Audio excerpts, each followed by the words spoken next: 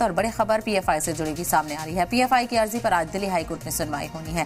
PFI पर UAPA के तहत बैन लगा है। पॉपुलर फ्रंट ऑफ इंडिया ने हाईकोर्ट में चैलेंज किया है। अर्जी में ट्रिब्यूनल के फैसले को चुनौती दी गई है। ट्रिब्यूनल ने मरकजी सरकार के जरिए लगाए गए बैन को बरकरार रखा था और इसी की मुखालफत पीएफआई की तरफ से की गई है। पीएफआई पर 5 साल के लिए बैन लगा है।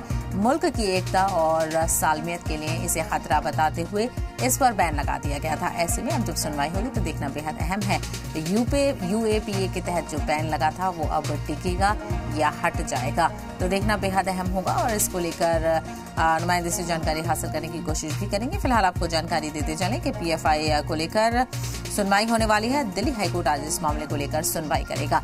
तो पीएफआई पर यूएपीए के तहत बैन लगा था। कई मामलों को लेकर शिकायतें सामने आ रही थी, उसी के चलते पीएफआई को बैन करने की मांग की गई थी। तो पॉपुलर फ्रंट ऑफ इंडिया ने हाईकोर्ट में इसको चैलेंज किया है। जो यूएपीए के तहत पीएफआई पर बैन लगा है उसको हाईकोर्ट में चैलेंज किया गया है। दिल्ली हाईकोर्ट इस मामले को लेकर सुनवाई करेगा। तो जो ट्रिब्यूनल ने फैसला किया था यूएपीए के तहत बैन लगाया था पीएफआई पर, उसी फैसले को चुनौती दी गई है और ट्रिब्यूनल ने मरकजी सरकार के जरिए लगाए गए बैन को बरकरार रखा था।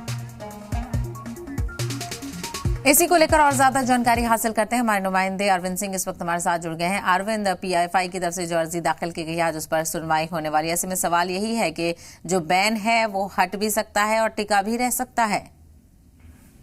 बिल्कुल, हालांकि आज फैसला आने की उम्मीद इस मामले में नहीं है, क्योंकि अभी इस मामले में विस्तार से सुनवाई होनी है और केंद्र सरकार ने पीएफआई पर 5 साल के लिए जो बैन है उसको आगे बढ़ाया था।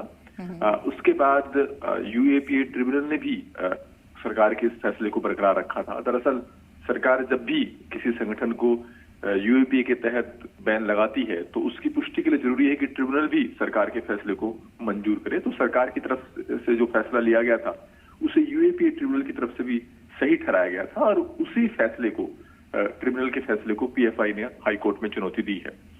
सरकार का ये कहना है कि ये संगठन देश की एकता और अखंडता के खिलाफ काम करता रहा है, देश में आतंकी गतिविधियों को अंजाम देता रहा है, टेरर फंडिंग में शामिल रहा है, लिहाजा इस संगठन पर बैन रहना चाहिए। वहीं पीएफआई का ये कहना है कि जो बैन लगाया गया वो गलत है, नियमों के विपरीत है। पहले इस मामले में हाईकोर्ट में सुनवाई के दौरान यही सवाल उठा था कि जो पीएफआई की तरफ से जो याचिका दायर की गई है क्या वो सुनवाई लायक है भी या नहीं। सरकार का ये कहना था कि पीएफआई की याचिका सुनवाई लायक भी नहीं है। तो पहले हाईकोर्ट को मेंटेनेबिलिटी पर तय करना था कि क्या याचिका हम सुने भी या नहीं। लेकिन हाईकोर्ट ने पिछले दिनों ये माना कि जो पीएफआई की याचिका है वो मेंटेनेबल है, यानी याचिका सुनवाई लायक तो है। तो ऐसे में अब इस मामले पर विस्तार से सुनवाई होगी। पीएफआई की तरफ से जो वकील है और जो सरकार की तरफ से जो वकील है उनको अपनी बात रखने का मौका मिलेगा और उसके बाद कोर्ट ये तय करेगा कि जो सरकार की तरफ से जो बैन लगाया गया और जिसे ट्रिब्यूनल ने भी आगे बरकरार रखा, क्या वो फैसला सही था या नहीं। बिल्कुल बिल्कुल, ऐसे में देखना बेहद अहम होगा। कई सवाल भी आज की सुनवाई में किए जा सकते हैं। हालांकि फैसले को लेकर अभी इंतजार रहेगा, लेकिन आज की सुनवाई में क्या कुछ दलीलें रखी जाती हैं उस पर नजर रहेगी। बहुत शुक्रिया अरविंद इस हवाले से जानकारी देने के लिए।